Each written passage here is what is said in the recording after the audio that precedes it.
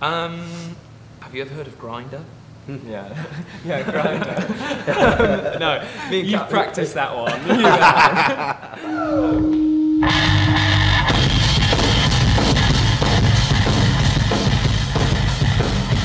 Starbucks, Rills, Chris, traded to basement for the night. Portuguese out of factory work, I make some way home in this mud. So you know, that's an island. That's the cruiser roll, it's quite sweet. There's no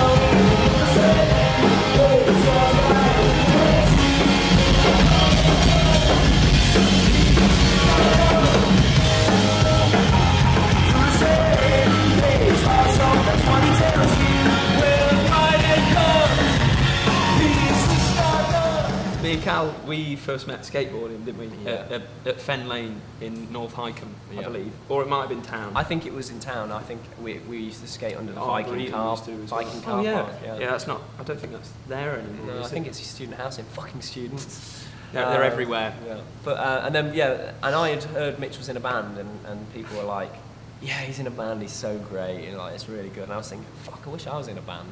And years later, I didn't see you for ages, did I? No, I mean we skated for a little bit, yeah. Yeah. And then years later, I joined your sixth form, and I turned up with a guitar, and he started playing some songs that were like. I was like, oh, that's great, what band is that? And he was like, that's my band. And then I was like, hang on, yeah, I remember you're in a band. And I was like, well, I play guitar. And he's like, oh, we've got a guitarist, but do you play bass? And I had no idea how to play bass. Yeah. And still don't. And I just was like, yeah, I play bass, and completely winged it. And I was like, I'll have to borrow one though. Mine's in the shop. Something like that. Yeah. Something stupid like that. Yeah, actually, I don't know how I turned up to the first practice without an actual a bass. Yeah.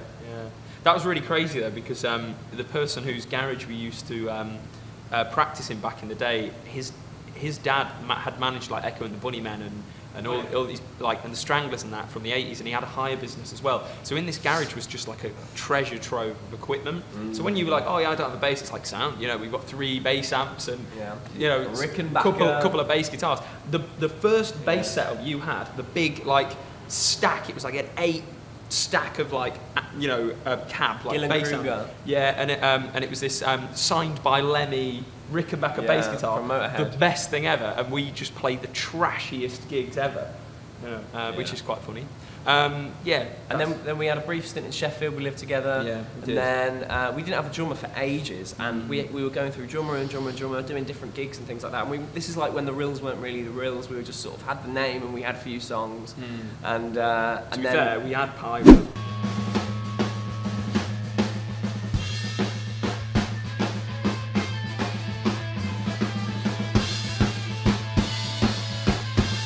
you came up to me on the Tuesday and was like, yeah, and you were like, because I was asking loads of drummers. I kept going up to people going, I saw you put your hand up and said that you're a drummer.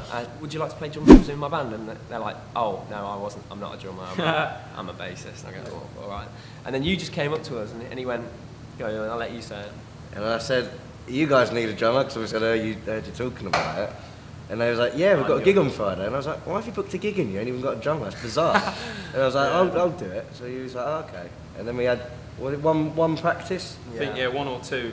It must have been 1. It was one. Yeah. And then there's no way we could afford 2 practices at that point. And then we went to the gig and we played it, and it was lovely first gig. It was a crazy gig. You couldn't hear vocals. It was just so loud. It was just drums you could hear and a bit of bass. There was no PA, was there? No. There was a PA. I think it was just one PA. It wasn't wedges and stuff like that. Just vocals coming through it. And it was crazy. But then that place shut down. But I remember being on the roof of that building and just being like, yeah, we're in London now. Hell yeah, let's do this. In the middle of East London. Yeah, and it was our first taste of playing a gig and people coming up to us and being like, you guys are great. And that, I think that hunger blasted us off. Yeah, for sure.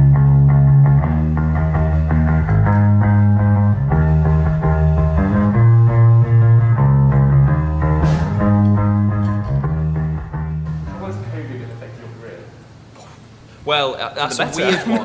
That's like a really weird one, because obviously I don't think there's any musician out there that can say like COVID has been great, because I mean it's stopped live music, so it's been horrific. But on the other hand, like having the lockdown in 2020 really kick-started like our career and kind of like gave us that bit of time to I don't know, like kind of understand what our identity was and what we wanted to be and what we wanted to do as well. And obviously it gave us a lot of time to discover TikTok, and that's essentially where most of our audience has grown from. So yeah, it's a really like bittersweet one, because on the one hand, you know, we've only just been able to get back playing live this summer, and we're only now, you know, this is maybe 5 months really. We're only now like at a point where we're like, the live show is there. Do you know what I mean? Like we feel great like performing live and everything, and it's like COVID is basically just like a destroyer of live music. So it's horrendous, but also, yeah, you know, the lockdown and the kind of result of that has benefited us massively. Using the mic. That's an old one. That's the original. Yeah, that's you guys. That's Charlie and the Chocolate Factory. Yeah, it's fun there. Not Willy Wonka and the Chocolate Factory. I love the ending of that because they just tell you exactly what happens at the end, and then the film ends. Yeah. So he goes, he's not really smuggler, he's a spy. You want to tell you, man. Explains everything.